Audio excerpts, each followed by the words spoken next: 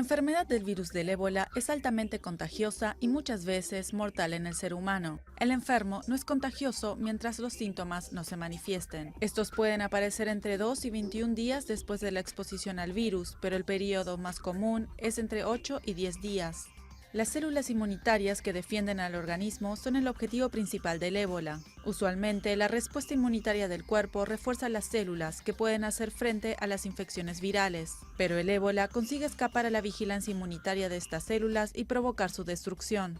Los síntomas comienzan con un aumento brusco de la temperatura, debilidad generalizada, dolores musculares, dolor de cabeza y de garganta. Luego, el virus ataca las células que protegen los vasos sanguíneos, provocando hemorragias, pérdida de plasma e hipotensión.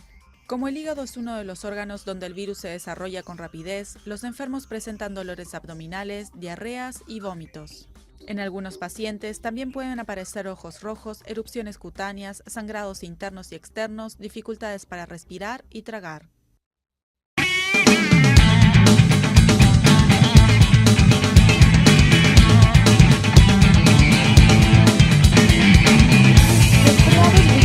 Estornudos o tos se presentan comúnmente en esta temporada y en los niños menores a 5 años es más frecuente, pues son los más vulnerables. Las enfermedades respiratorias aumentan de manera considerable durante esta temporada. Al menos se habla que en el estado se da el incremento de un 30% aproximadamente. El motivo, los cambios tan bruscos y repentinos en las temperaturas. ¿Dónde más se pueden contagiar? En donde hay reuniones multitudinarias, que las personas, las mamás los exponen. Hay otras personas que están enfermas, que tosen, que estornudan, y entonces la transmisión es más fácil. Y obviamente los niños son más lábiles. Ante cualquier síntoma, por mínimo que éste sea, se debe acudir con el médico para que éste diagnostique y recete lo necesario al pequeño, pues una automedicación lo único que hará es que produzca otro tipo de efectos e incluso pueden llegar a ser inmune al pequeño ante ciertos medicamentos. Y el primer signo o síntoma de enfermedad en los niños, también recomendación, mejor acudir con el médico.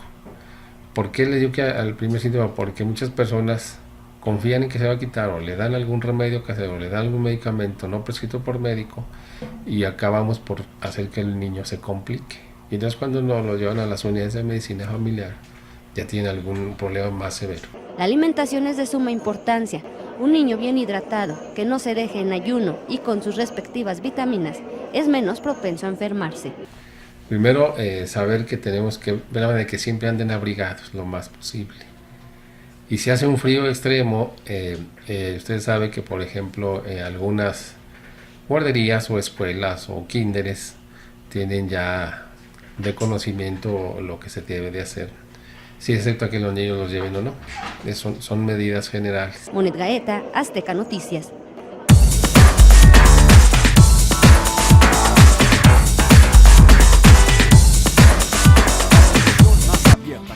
Bueno, Josefa, pero en otras noticias, como bien sabemos, durante mucho tiempo, los usuarios de Facebook han reclamado la inexistencia del botón que permite expresar su desagrado a las publicaciones, es decir, el botón de no me gusta. Pues bueno, al parecer esto va a ser una realidad, ya que recientes comentarios del fundador de la red social apuntan a que podría llegar en un futuro. Mark Zuckerberg dijo también que el botón se encuentra dentro de sus planes, pero antes deben resolver pues algunos otros problemas, ¿no? Así es, pues dice que necesitan encontrar una manera de que sea una fuerza para el bien, no para el mal, y para degradar los mensajes de la gente que esté publicando, porque obviamente si ahí ya no me gusta y se va a prestar mucho al bullying. Exactamente, si no les gusta algo, mejor hagan un comentario, no nada más con la manita, ¿no? O mejor, si no les gusta, ignoren. No, tampoco hay que tirar la mala onda, pero bueno, ya veremos si el próximo año sale el famoso botón de no me gusta. Yo digo que... Suscríbete a nuestro canal de YouTube para que siempre estés informado de las últimas noticias de México y el mundo. Empieza ahora mismo, dándole clic.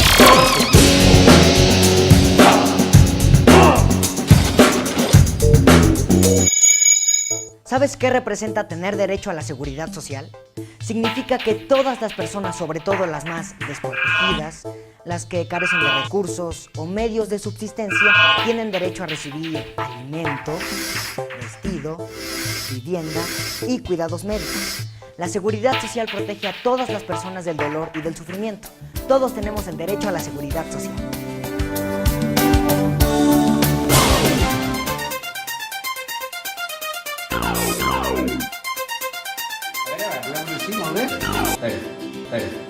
Vinga, i diu... Article 31 sobre... I diu... Article 31 de la Convenció sobre els drets... Quasi, tornem-hi. Article 31 de la Convenció sobre els drets de l'infant. L'infant té dret al descans, a l'esbarjo i al joc. Perfecte. Un aplauso per vosaltres. Bravo! Fa 25 anys que es va escriure la Convenció sobre els drets de l'infant. Però, malauradament, encara hi ha molts nens i nenes que no reben cap joguina. Les joguines no només serveixen per jugar, també els ajuden a créixer i a desenvolupar-se com a persones. Necessitem la teva solidaritat per fer complir els seus drets. Participa a la campanya de recollida de joguines de la Creu Roja Joventut. Només has de portar una joguina amb un de recollida. És massa fàcil per no fer-ho. Fes-ho! Ja!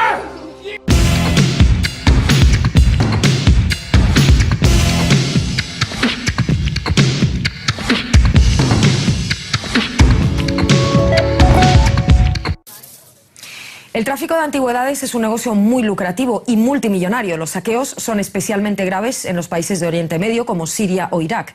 Allí la inestabilidad y los conflictos facilitan el trabajo de los saqueadores. Alemania es importante mercado de ese lucrativo negocio.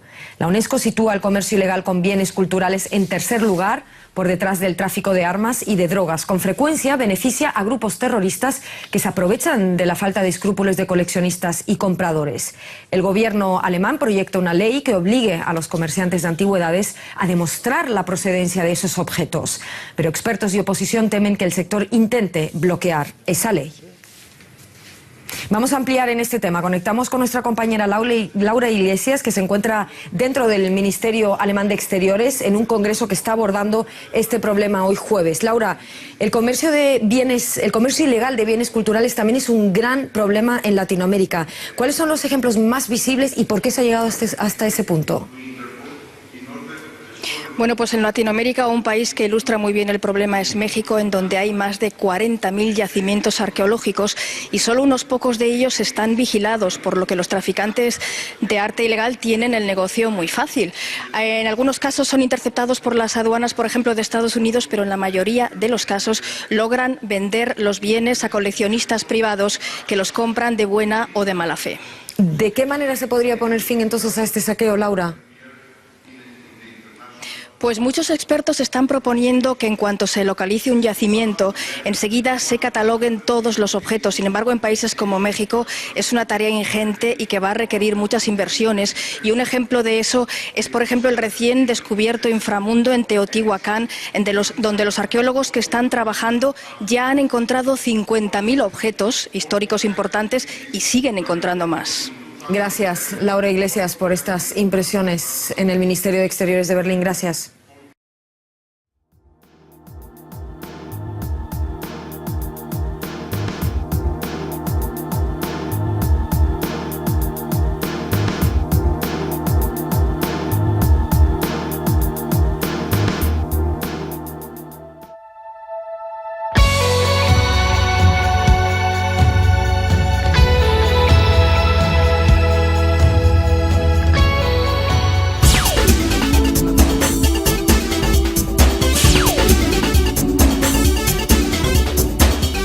Detenido en Madrid el presunto líder y fundador de la Orden y Mandato San Miguel Arcángel y su mano derecha por asociación ilícita. Feliciano Miguel Rosendo y una presunta monja han sido arrestados en el marco de las investigaciones de las actividades realizadas por la organización después de que exmiembros denunciaran abusos sexuales y que se enriquecían ilícitamente a su costa. Los investigadores tenían conocimiento de que Rosendo y miembros de esta secta iban a mantener una reunión en la vivienda que utiliza actualmente en la localidad madrileña de Collado Villalba, por lo que se trasladaron hasta aquí. Tras el registro en el que la Guardia Civil ha intervenido dinero y diversa documentación, el presunto líder y la presunta monja han sido arrestados y trasladados a Pontevedra, donde pasarán a disposición judicial. Exmiembros y familiares de adeptos que aún siguen los pasos de Feliciano Miguel Rosendo rompieron ayer su silencio para denunciar cómo fue ganándose la confianza de sus seguidores, la mayoría con problemas de depresión o adicción a las drogas, hasta acabar por anular por completo su voluntad. Queremos declarar que miembros de la Orden y Mandato de San Miguel han sido víctimas de abusos sexuales.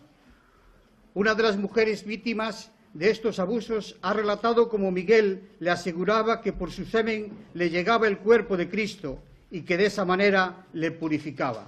Sus actividades se centraban en Madrid y Galicia, aunque ahora se instaló en la capital tras ser apartado por la diócesis de Tuy y Vigo por conducta moral inapropiada. Ha fundado junto a sus seguidores más fieles La Voz del Serviam, una organización sobre la que la Archidiócesis de Madrid emitió un comunicado recientemente advirtiendo de que no está reconocida por la Iglesia Católica y prohibiéndole actuar en su seno.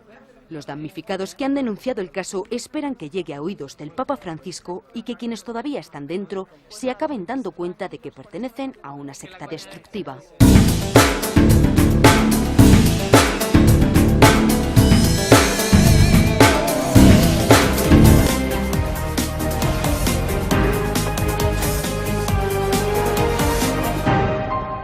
La construcción de un canal que atravesará el territorio nacional desde el Mar Caribe al Océano Pacífico ubicaría a Nicaragua como un eje importante para el transporte y la logística global. Los nicaragüenses ven la magna obra con mucho optimismo. Desde que se anunció este sueño que ha tenido Nicaragua por construir un canal, lógicamente a nosotros nos llenó de mucho optimismo, de alegría, porque significa empleo. Empleo, cuando vos hablas 50.000 empleos para Nicaragua, son 50.000 familias de manera directa, más los indirectos podrías hablar de más de 500.000 de personas que se verían beneficiados directamente en las obras de construcción. Sabemos que trae desarrollo al país, trae inversión extranjera y por lo tanto pues los obreros de la construcción vamos a tener oportunidad de mejorar nuestro sistema de vida. Nosotros lo esperamos con ansia, que es el futuro de nuestro país y el futuro de nuestras generaciones venideras. El tema de la construcción del canal se ha vuelto controversial. Campesinos se sienten afectados por la pérdida de sus tierras llenas de valores sentimentales. Es importante destacar que hay un compromiso firme y decidido del gobierno de la República de Nicaragua, de HKND, del sector privado, del sector académico, de los medios de comunicación y todo, de que todo el que está, todo nicaragüense, el que está en la ruta y el que no está en la ruta, quede en una condición mejor a que si no hubiera canal. Esas personas que están en la ruta van a tener una indemnización justa. El canal tendrá una longitud aproximada de 278 kilómetros, de los cuales 105 kilómetros cruzarán el lago de Nicaragua. El Consejo Superior de la empresa privada, las universidades y los trabajadores de la construcción se preparan para participar en el proyecto. En este momento estamos trabajando en el servicio de nuevas especialidades para profesionales que ya están en ejercicio, que requieren unos cursos que no son de gran duración, de cursos de posgrado para poder reorientarlos del trabajo que ellos ya saben y que puedan trabajar en la construcción del canal. El próximo 22 de diciembre, el presidente Daniel Ortega dará el banderillazo de salida para el arranque de la construcción del Gran Canal Interoceánico de Nicaragua. Gilmar Miranda, Hispan TV, Managua.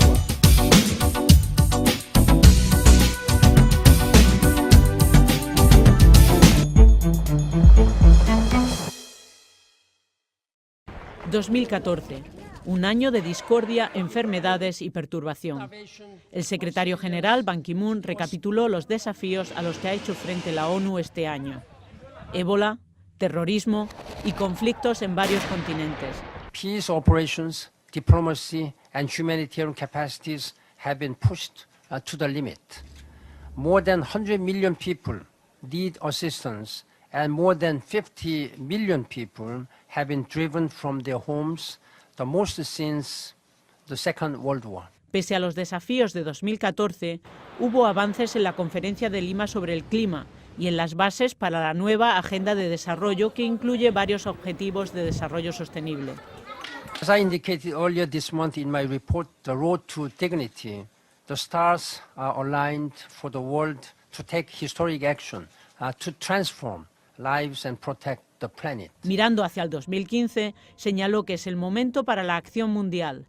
Se necesitan acuerdos para el cambio climático y el desarrollo sostenible. El extremismo ha de ser placado y la ONU necesita modernizarse. Desde Liberia hasta Guinea, la respuesta de la ONU frente a la epidemia de ébola comienza a dar sus frutos. Así lo cree el secretario general, cuyos elogios a los trabajadores sanitarios coinciden con un esfuerzo dirigido a frenar los casos de ébola en Sierra Leona. Now is not the time to ease up on our efforts. As long as there is one case of Ebola, the risk remains. We must do everything we can to get to zero. Ban Ki-moon ha viajado a África Occidental para impulsar una respuesta aún mayor que logre erradicar el virus y sus efectos colaterales. La creciente inseguridad alimentaria y las dificultades económicas causadas por la epidemia continúan asolando la región. We remain short of people and resources. Moreover, Ebola continues to drive up food prices, keep children out of school, and draw oxygen away from business activities. Las agencias especializadas de la ONU han advertido esta semana que a menos que mejore drásticamente el acceso a los alimentos, para el mes de marzo 1 millón de personas pasará hambre a consecuencia de la epidemia. La ONU ha iniciado una campaña para ayudar a 18 millones de sirios en la que intentará reunir 8.400 millones de dólares. Los fondos serían destinados a alimentos y medicinas para los niños, albergues contra el frío y apoyo a los afectados por una guerra que dura ya casi 5 años.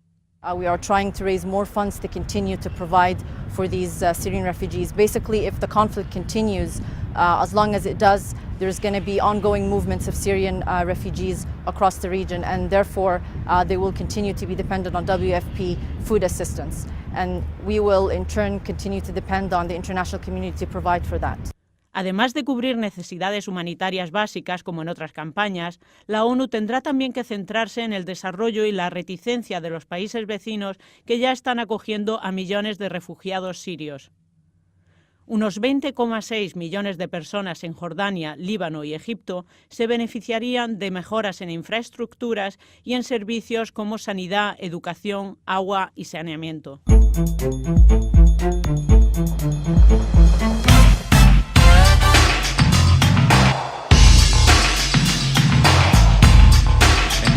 Para llegar a los Estados Unidos viví cosas muy duras, pero lo más terrible fue ser testigo de cómo algunas autoridades pasaban por encima de nosotros, como si no existiéramos. Igual para hombres, mujeres y niños, sin diferencia.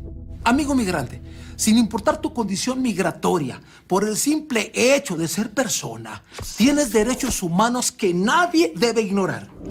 Cada país establece sus propias normas y leyes, pero los derechos humanos nos pertenecen a todos, independientemente del lugar donde estemos y si contamos o no con documentos migratorios. Si eres un migrante extranjero en México, las autoridades mexicanas deben respetar tus derechos humanos y brindarte un trato digno, sin importar tu nacionalidad ni calidad migratoria. Es importante saber que transitar por México sin documentos migratorios no es un delito, sino una falta administrativa. Carecer de documentos en México no te despoja de tus derechos humanos. Si consideras que alguna autoridad mexicana violó tus derechos humanos, puedes presentar una queja en la Comisión Nacional de los Derechos Humanos. La CNDH existe para protegerte y defenderte en caso de que alguna autoridad mexicana haya violado tus derechos humanos. Únicamente los oficiales del Instituto Nacional de Migración pueden pedirte documentación para verificar tu situación migratoria. Y al hacerlo, te deben tratar con respeto y mantenerte informado sobre el procedimiento. Los derechos humanos que puedes y debes hacer valer como migrante dentro del territorio mexicano son el derecho a la vida, Derecho a la libertad de pensamiento, conciencia, religión, opinión y expresión. Derecho a recabar, recibir y difundir información. Derecho a conservar tus pertenencias. Derechos laborales. Derecho a la educación. Derecho a la atención médica de urgencia en cualquier situación. Derechos de tus hijos a tener un nombre, registro de nacimiento y nacionalidad. Derecho a tu identidad cultural. Derecho a la protección efectiva del Estado contra toda violencia, amenaza e intimidación. Derecho al debido proceso y a ser informado en tu idioma los motivos de tu detención y las acusaciones que existan en tu contra. Derecho a recibir defensa legal. Derecho a no ser objeto de torturas, tratos crueles, inhumanos o degradantes, abusos de ningún tipo ni detención o prisión arbitraria. Estos derechos corresponden a cualquier migrante dentro de México, sin importar si estás en tránsito o trabajando. Todos los servicios de la CNDH son gratuitos. Para solicitarlos no es necesaria la ayuda de un abogado, ya que se cuenta con personal capacitado para auxiliar, orientar y asesorar jurídicamente a quien lo requiera. Ahora, si eres un migrante mexicano en Estados Unidos, es importante que sepas que las autoridades diplomáticas y consulares de México tienen la obligación de tratarte con respeto y proteger tus derechos. Asiste a tu consulado más cercano y solicita apoyo. No estás solo. Recuerda que si alguna autoridad mexicana no cumple con sus funciones, puedes acudir a la CNDH. La Comisión Nacional de los Derechos Humanos se encarga de vigilar que las autoridades mexicanas cumplan sus funciones y respeten tus derechos humanos como persona migrante. Para mayor información visita nuestra página web www.cndh.mx o llama desde México al 01800-715-2000 o desde Estados Unidos al 1-888-889-7080. Recuerda siempre que sin importar tu situación migratoria, tienes derechos y depende de ti hacerlos valer. Cada país tiene reglas distintas, pero tú, como ser humano, ¡vales mucho! ¡No lo olvides nunca! En la Comisión Nacional de los Derechos Humanos, la defensa de tus derechos es nuestra razón de ser.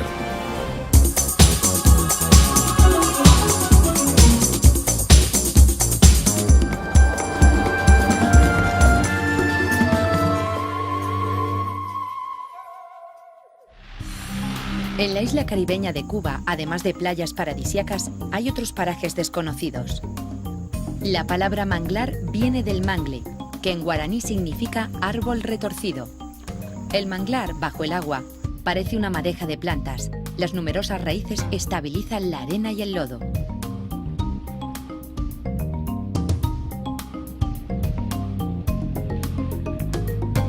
Aquí el agua marina se mezcla con el agua dulce y está llena de sustancias nutritivas de peces y de crustáceos.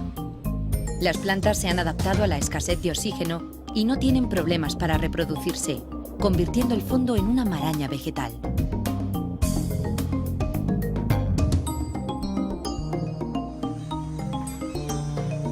El fondo parece un laberinto y la superficie una selva acuática. Además de los mangles, crecen multitud de plantas herbáceas y leñosas.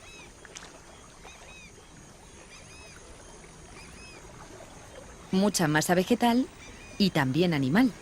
Una culebra se desliza por la rama del mangle, tal vez en busca de huevos para desayunar o de algún roedor despistado como aperitivo.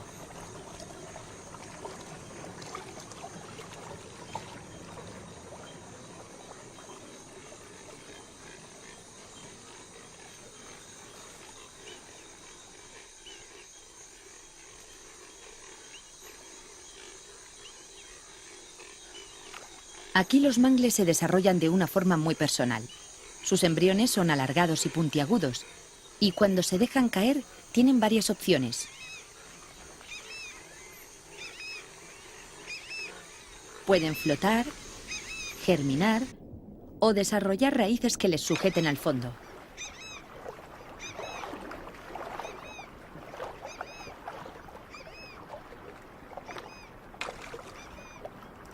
Un lugar muy apacible, pero solo en apariencia. Las aves han encontrado en el manglar un verdadero refugio para nidificar, sobre todo las que comen peces.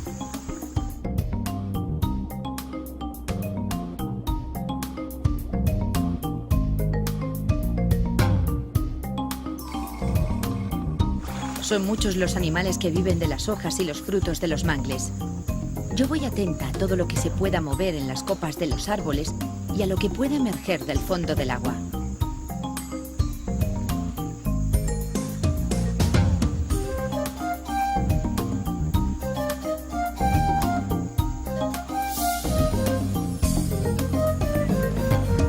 Esta es una jutía conga y esta una boa. Y estos troncos flotantes con ojos son los cocodrilos del manglar.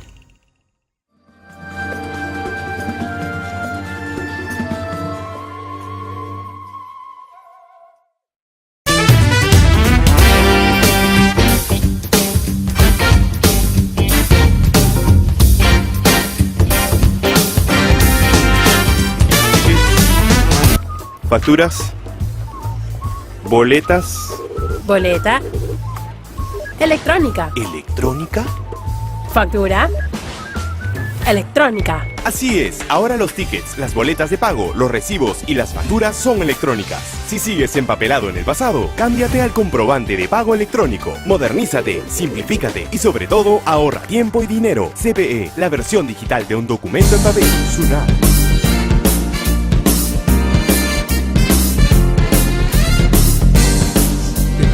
En Telemundo. Hola a todo el mundo, mi nombre es Cristian Acosta y hoy vamos a hablar de algo que hace nuestra vida mucho más feliz. Este capítulo lo hemos decidido titular Devices for Your Viewing Pleasure. Pocas cosas dan más placer que llegar a casa después de un día duro de trabajo y tumbarse en el sofá para ver una película.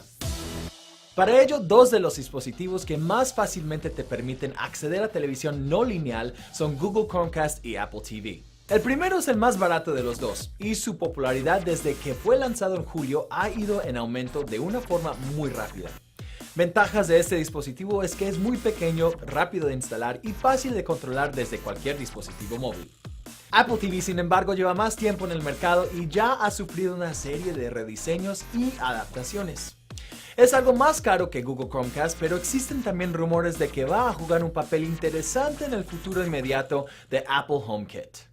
Pero estos dispositivos no valen de nada si no lo disfrutas en una televisión a lo grande. Aquí les presentamos dos alternativas interesantes. Por lado, LG ha presentado su modelo 55EC9300, que aunque su nombre no sea muy glamuroso, la televisión sí lo es. Es la televisión con la tecnología OLED más barata del mercado, y la calidad de su imagen supera a cualquier LCD o plasma. Por otro lado está la televisión Samsung UNHU8550, que con su tecnología 4K tiene una de las mejores imágenes que jamás hemos visto. Es bueno recordar que servicios como Netflix han anunciado que pronto empezarán a emitir en 4K, con lo que si están buscando estar a la última, esta es nuestra recomendación. Lo mismo pasa con la oferta móvil. Grande es el debate entre el Samsung Galaxy S5 y el iPhone 6 Plus. Ambos teléfonos son los modelos de más alta de gama de sus respectivas compañías, ambos tienen pantallas en las que se puede ver video perfectamente y ambos se complementan con el Samsung Gear S y Apple Watch, respectivamente. Las dos compañías están compitiendo muy duro por ser los líderes en tecnología. A mí personalmente me encanta que haya esta competencia. Mantiene muy vivo el mercado y obliga a las marcas a constantemente mejorar sus productos. Nos encantaría saber sus opiniones. ¿Cuántos de nuestros seguidores se comprarían alguno de los productos aquí presentados? Déjenoslo saber en los comentarios y no se olviden de seguirnos en Twitter, Facebook e Instagram y por supuesto en telemundo.com.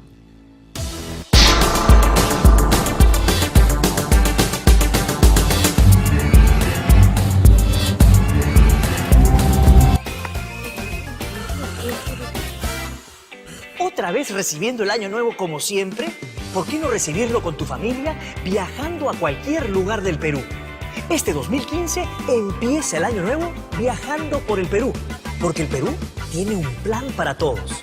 Encuentra el tuyo en ituqueplanes.com. ¿Y tú?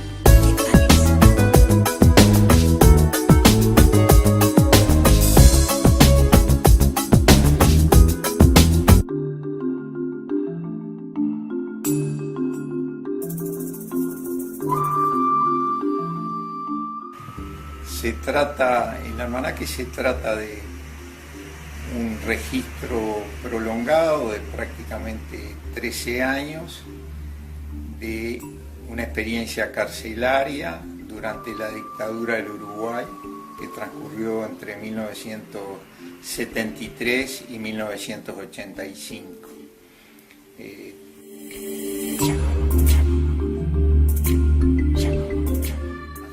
Con ese tipo de papel, con ese formato y con esos colores comienza el 22 de enero de 1973 y culmina en febrero de 1985, unos días antes de que la ley de amnistía hiciera que yo saliera en libertad.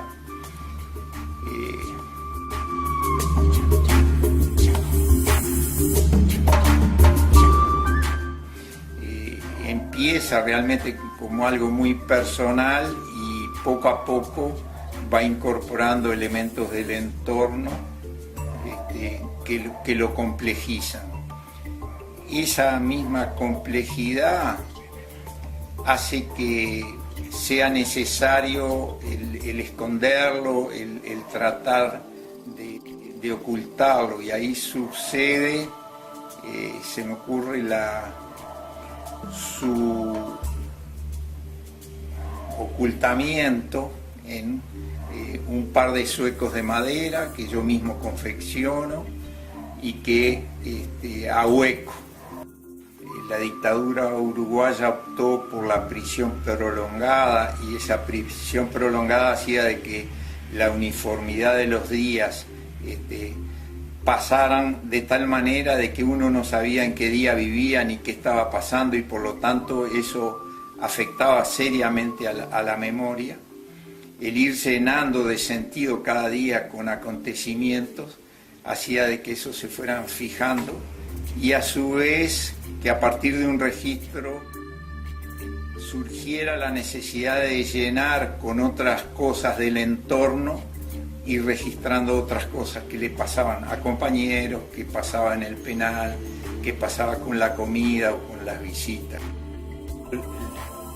Los registros pueden llegar a ser infinitos, puesto que la vida es infinita, y necesariamente el subjetivismo de cada uno aporta lo que le parece relevante en ese momento. Tal vez hoy hay muchas cosas que no me parezcan relevantes y tal vez hubiera notado muchas otras, pero en prisión y de esa manera lo que está anotado es lo relevante y lo que era relevante para mí en ese momento.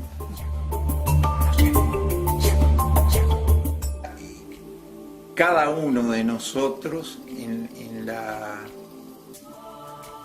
con la cultura y con los conocimientos que tiene puede hacerse, y su propia personalidad puede hacerse un sistema defensivo para poder ir ya no sobreviviendo a las circunstancias, sino viviendo día a día esas circunstancias, porque si uno se pone a pensar que va a pasar 13 años preso, seguramente es muy difícil de sobrellevar solo en pensar la cantidad de días, en mi caso 4.646 días. Pero si cada uno de esos días está siendo vivido, está siendo aprovechado con lecturas, con estudio, con reflexión, uno se transforma en alguien que está viviendo en circunstancias especiales, pero que vive la vida, y eso es lo importante, no que sobrevive. A veces la pregunta siempre es, ¿cómo ha sobrevivido? No, por suerte he logrado vivir, y seguramente el almanaque y esa necesidad de ir llenando de contenido cada uno de los días hizo que yo tuviera mejores posibilidades de ir viviendo cada día y enriquecerlos. Uno le puede dar contenido a cada una de las cosas que tiene al lado. O por ejemplo, rescatar que las paredes de una celda puedan tener una ventana al infinito, como puede ser dibujar simplemente un pizarrón, pedir autorización para pintar un pizarrón en una de las paredes de la celda. Y eso nos lleva al estudio, al ajedrez, al recuerdo, a un montón de cosas con el simple hecho de, con pintura negra, pintar un pizarrón en la pared. O sea, lo importante es apropiarse del espacio que uno tiene alrededor y apropiarse de las propias posibilidades que ese espacio nos da. Sin duda que la posibilidad de tener un registro, digamos, de esta magnitud y que permite ahondar y e investigar situaciones extremas de encierro y de hostigamiento nos hacen ver siempre la cara de la dictadura, nos hacen ver el poder del régimen para tratar de eliminar, sea física o psíquicamente, a sus opositores, y lo imperioso que es con este análisis o con estos registros que eso no vuelva a ocurrir, o sea, que el nunca más se establezca como una forma permanente en la humanidad para tratar de evitar este tipo de acontecimientos. Por más difícil que eso suceda, es necesario el análisis de estas circunstancias para que no se repitan. Si nosotros no trabajamos con la memoria y si nosotros no trabajamos profundamente en las causas, difícilmente vamos a lograr ese nunca más.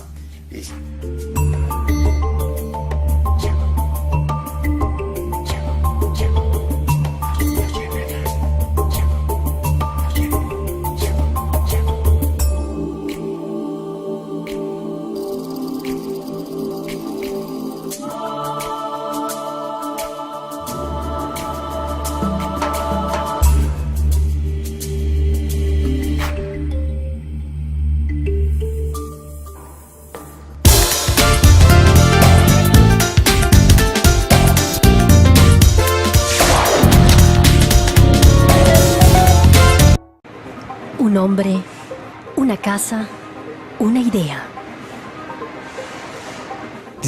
Esta casa es el futuro del suministro energético. La idea de Christian Appel es que las viviendas produzcan energía por sí mismas. Una instalación fotovoltaica en el tejado, una pequeña central calefactora en el sótano, una batería de alto rendimiento y un auto eléctrico en la puerta. El ingeniero visita el sótano de la casa.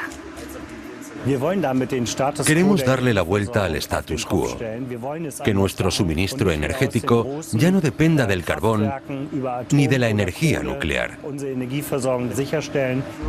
Aquí abajo, los grandes planes tienen una apariencia modesta. Esta es la mini central calefactora que convierte gas en electricidad y calor. Al lado, baterías de litio que almacenan la electricidad de las placas solares del tejado. Y aquí en la puerta de la casa se estacionarán 2 autos eléctricos que se podrán recargar gratis. Una casa que reacciona de forma autónoma según la meteorología y los precios. Esta es la idea.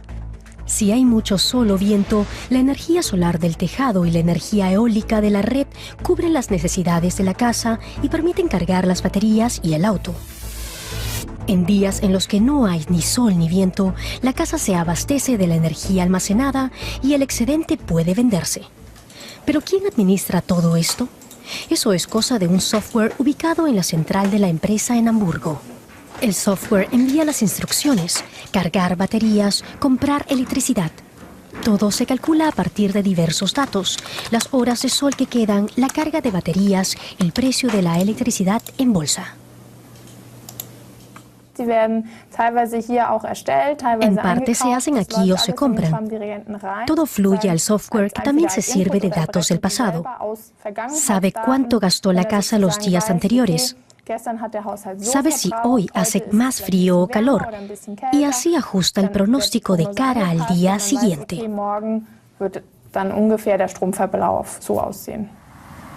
En el sur de Alemania, esta empresa fabrica las grandes baterías para la casa.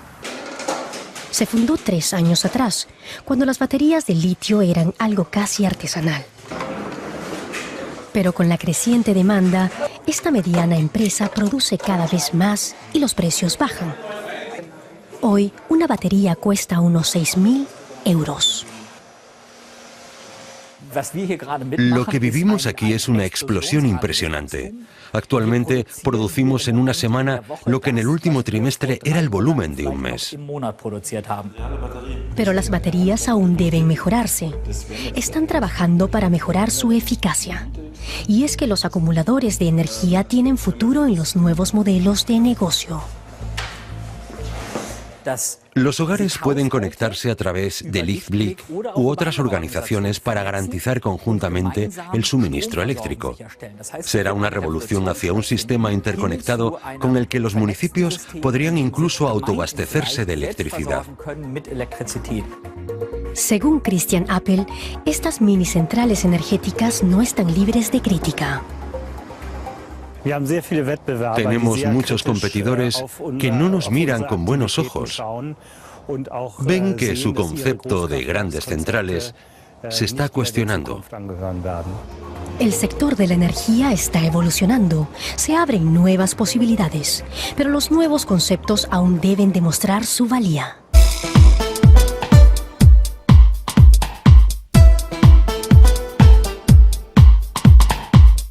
La dificultad para dormir es un problema común entre los ancianos, razón por la cual muchos intentan lidiar con el problema tomando una pastilla antes de irse a la cama.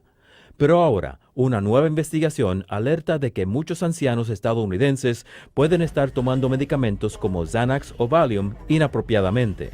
Científicos en las universidades de Columbia y Yale y el Instituto Estadounidense de Salud encontraron que durante 2008, un 5% de adultos utilizaron fármacos conocidos como benzodiazepinas. La tasa de uso en aquellos entre las edades de 65 y 80 años fue más de 3 veces la de los adultos más jóvenes. Los adultos mayores también utilizan estos medicamentos durante más tiempo y esta clase de drogas puede aumentar su riesgo de fracturas, caídas y accidentes con vehículos de motor. ¿Y quiénes recetan estas píldoras? En la mayoría de los casos no son los expertos en salud mental, sino el médico de cabecera, que quizás no tiene el mismo nivel de pericia psiquiátrica. Así que pregunta a sus familiares y seres queridos qué medicinas ingieren, y si una de ellas es una benzodiazepina, es tiempo de consultar con su médico sobre los riesgos y posibles alternativas. Miguel Ángel Rivera, para La Voz de América.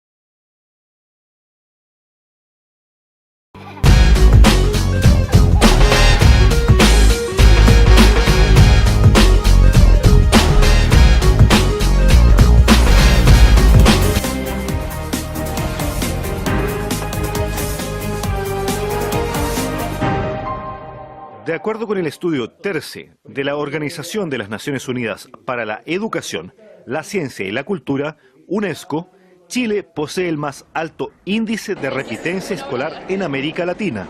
Entre las causas de esta situación, que supone un atraso en el desarrollo escolar de los jóvenes chilenos, se encuentran factores ligados a la disgregación familiar, el trabajo infantil y una carencia de enfoques interculturales. Muchas veces los niños quedan, se puede decir, semisolos cuando tienen que trabajar el esposo en una repartición y la madre en otra repartición, por ejemplo, entonces quedan a la deriva, ¿ya? Y ahí naturalmente los jóvenes pierden interés por participar en sus colegios. El acento intercultural en la región chilena de la Araucanía es otro de los desafíos por implementar para salvar esta situación. Se debe a varias cosas, se debe a la inasistencia por una parte y la otra es el aspecto intercultural, ¿no? Porque los niños, por ejemplo, mapuche, les cuesta más desde luego que a los que hablan su idioma castellano. Entonces ahí también hay una falencia en ese sentido. El trabajo infantil es otro de los motivos que inciden en el retraso de los estudiantes chilenos. Y son trabajos que no son casi trabajos, porque son verdaderas limosnas, donde los jóvenes trabajan en supermercados como empaquetadores, que legalmente los jóvenes no debiesen de trabajar. Para eso están los padres, para ayudar a financiar gastos de sus implementos escolares. El fenómeno de la repitencia escolar en Chile es otro indicio de la crisis en la que se encuentra sumido el sistema escolar chileno, cuyos usuarios, padres y apoderados reclaman con urgencia que la educación sea pública, gratuita y de calidad. Manuel Arismendi, Hispan TV.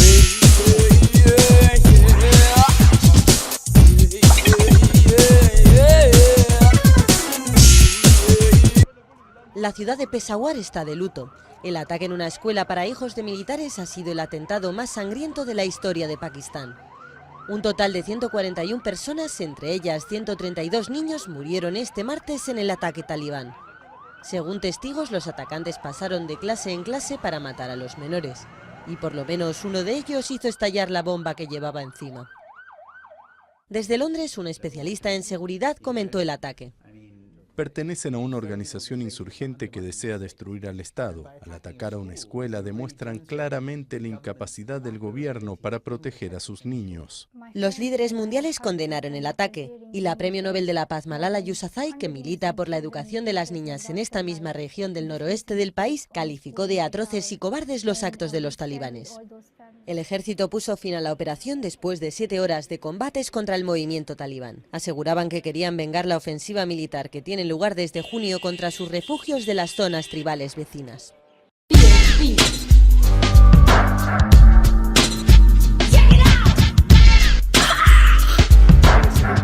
La falta de actividad física son más culpables del sobrepeso y la obesidad de los españoles que las calorías que ingieren en su dieta.